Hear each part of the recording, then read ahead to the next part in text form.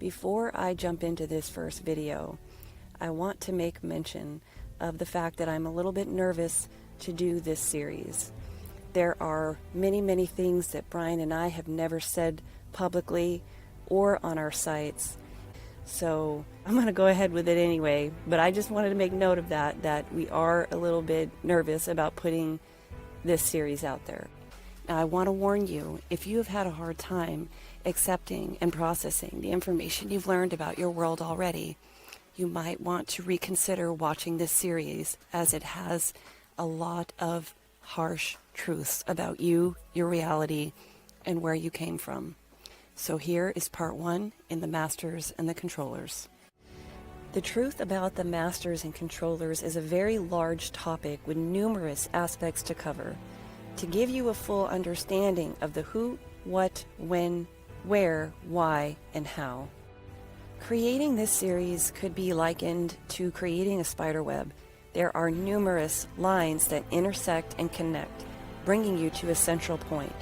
The only way to attempt this is to start at one of these points, jump from one to another, and circle around until the entire web comes into view. By the end of this series, you will understand the entire strategy of the Masters and Controllers. You will understand the role secret societies play.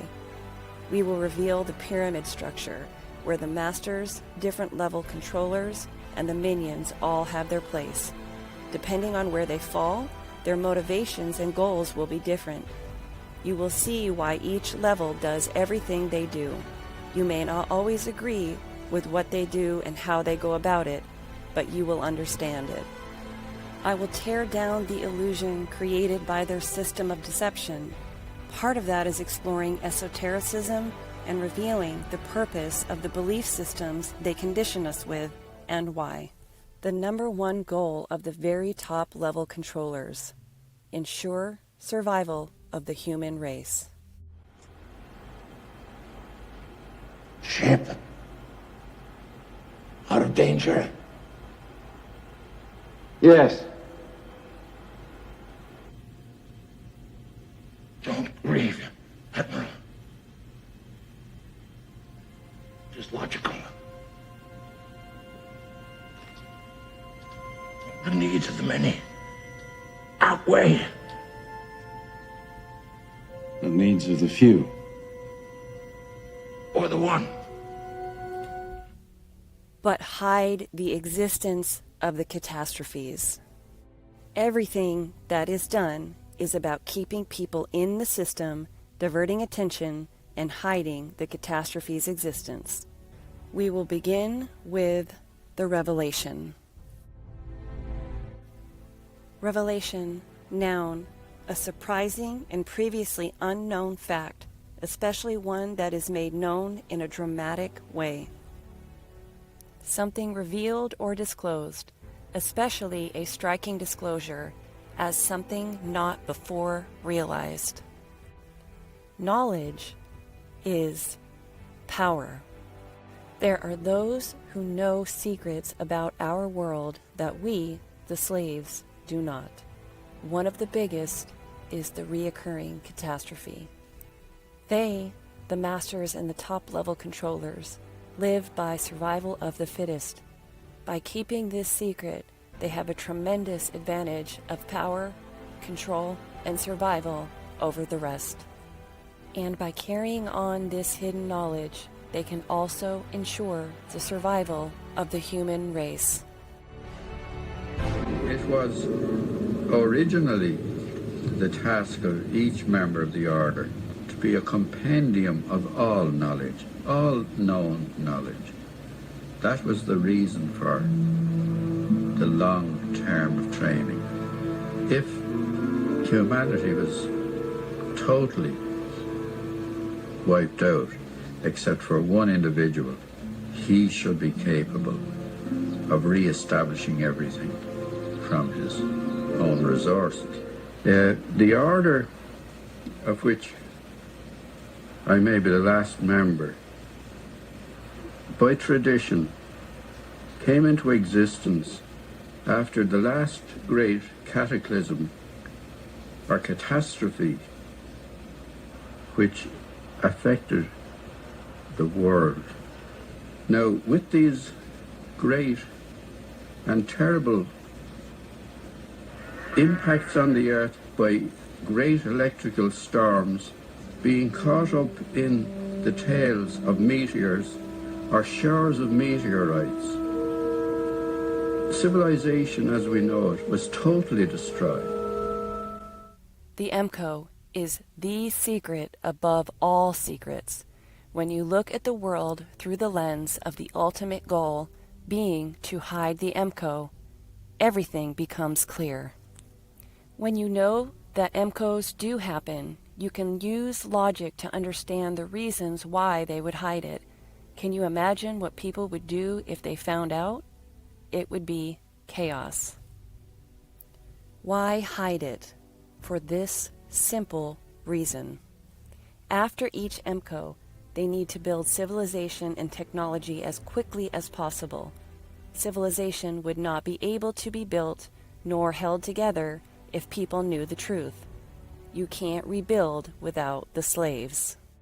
If the slaves knew the truth about their world and about the intermittent and unpredictable timing of the reoccurring catastrophes, they would not be so concerned with the future, nor unwittingly work towards the controller's main goals. If they knew it could happen at any year, they wouldn't participate in all the meaningless things the controllers condition them into thinking are important. The controllers are not only in a race against time to build necessary technology before the next EMCO. To survive, they need to get to their bunkers before society collapses. However, they must stay in society as long as possible because they can only store a finite amount of supplies. But now we are in the time where everything is being revealed, for those with eyes to see and ears to hear. Why are we in the revelation now, and what is it? One part of the revelation comes from the natural process of the visible events before, during, and after the EMCO. It is when the changes from the catastrophe process become visible. That is happening now. The other part comes from the controllers themselves. The controllers need slaves to survive the EMCO, to do the work and rebuild again, but they also need the majority to be sleeping slaves, to do the work during the intervals in between. So for long periods in between EMCOs, they keep people distracted and the secret well hidden. But because they will need some to survive, they have to put the truth out there. They have been slowly revealing the truth for years, telling the truth in the midst of lies, for few to decipher, to slowly wake some out of their sleep. Who are they hoping will pick up on the clues? People like you and me. But why leave clues instead of just coming out with the truth? It can never come directly from them after eons of deception. A mass announcement would cause rebellion, shock, anger, and chaos. A slow series of clues over time is their only option, to slowly wake some from their sleep without causing the entire system to crumble. The truth is always presented, even in the midst of the lies. They contradict their own model, their own stories, are sometimes purposefully sloppy to make the truth obvious for thinking human beings. They could care less about the sleeping, brain-dead zombies that can't think for themselves.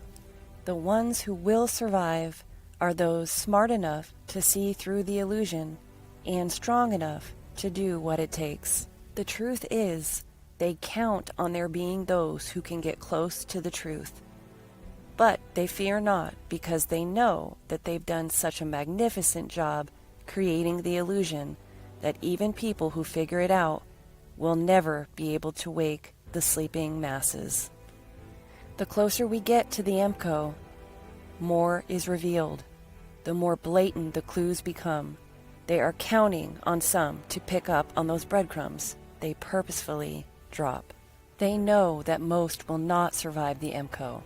When breeding domesticated animals, you keep the best and discard the rest. They have no desire to bring those deep sleeping slaves who cannot think for themselves into the next sky. This is the real reason they put the truth out there. It is not fear of karma or a spiritual requirement or any other reason. It's so that some can put together the puzzle pieces to realize the truth and then survive. The revelation only happens right before an MCO.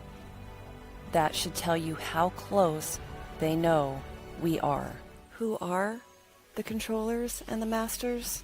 The best analogy to explain who we are, who the controllers are, and the role they play is the border collie analogy. The controllers are the border collies. The border collie's job is to herd the sheep and keep them in line for the shepherd. Our masters are the shepherds. That means, of course, yes, that we are the sheep. Sorry to tell you this, but we are domesticated animals, property of our masters. We not only have value financially for the controllers, but it goes much, much deeper than that. When you come to this realization, though hard to swallow, why should this give some comfort? Because it rules out the myth perpetuated in the truther world that through depopulation, they are trying to kill us. You have no idea how deep the truther deception really is. If the border collie started killing the sheep, the border collie would be taken out and shot. The border collie can bark, growl, and nip to scare the sheep, but it knows its role and does its job. Though driving the herd with fear, the border collie is obedient to his master. Why is truth in music so important, and why have I dedicated a page to that? Because it's all written in code, and once you start to see, the answers are there, right before your very eyes. One way they control and leave clues to those with eyes to see and ears to hear is through music and movies. Let's take a look at this song from Barry Manilow with our new set of eyes. I've been alive forever, and I wrote the very first song.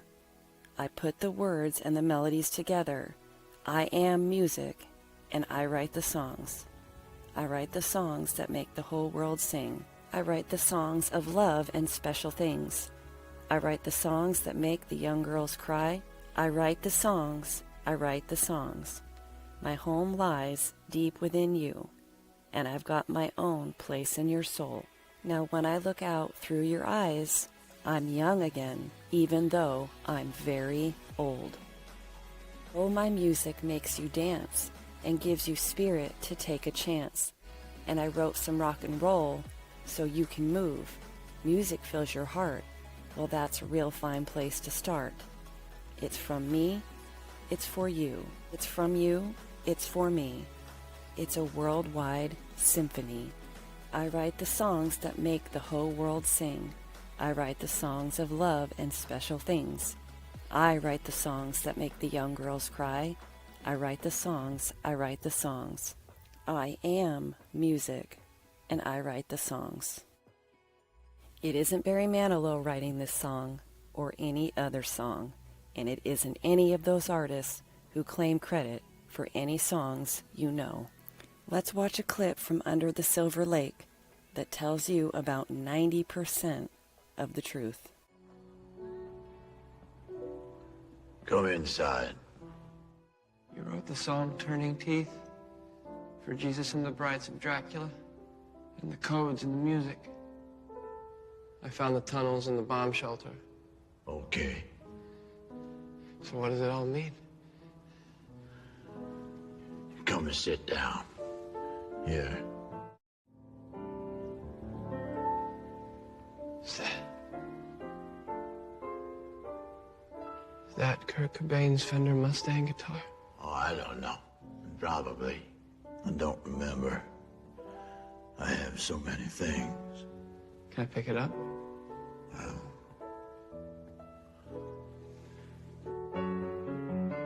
I don't always worry what the message is. I just pass it along.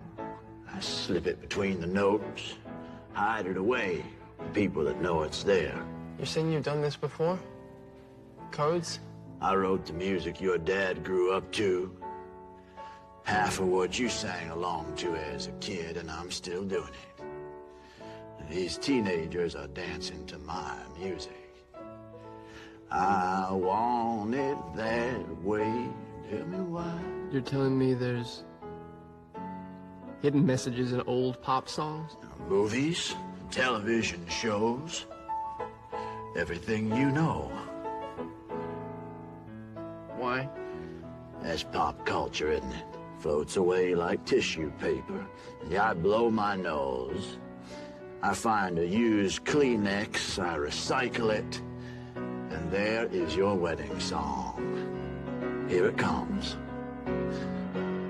I want to know what love is. And I want you to show me. What are the tunnels for? Is there gonna be a war? Oh, hell, I don't know. I'm just trying to make a living, earn a few dollars. Well, you have everything.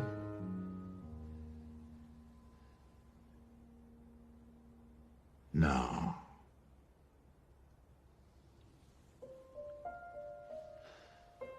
You know this girl?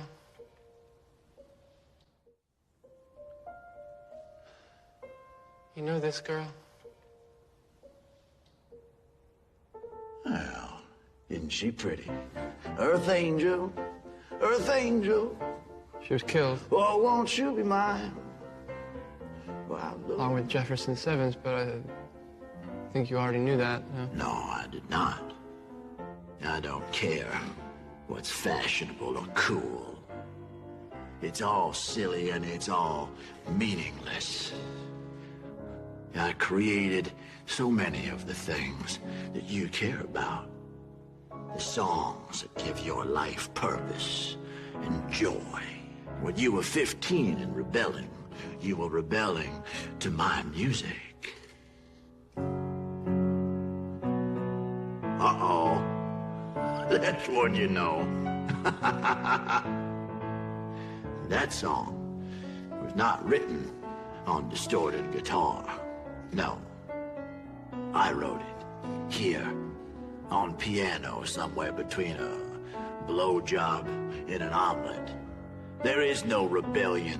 There's only me earning a paycheck.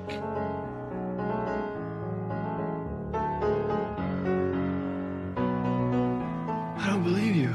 Well, good, because the real message was not meant for you. So it's better if you just smile and you dance and you enjoy the melody. Because this ugly old man, me, I am the voice of your generation. Your grandparents, your parents, and all the young people that follow you. I love rock and roll. Drop another dime in the jukebox, baby.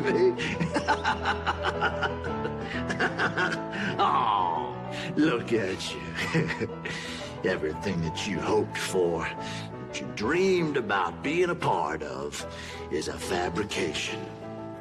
Your art, your writing, your culture is the shell of other men's ambitions, ambitions beyond what you will ever understand.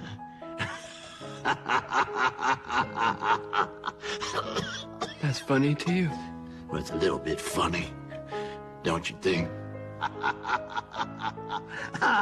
Because I wrote this, and I wrote this, and I wrote this. Stop it. And I wrote this too. Stop it! Who's paying you to write these songs? Who's paying you to write these songs? By the end of this series, I will have provided evidence and proof for every statement that I make in this series.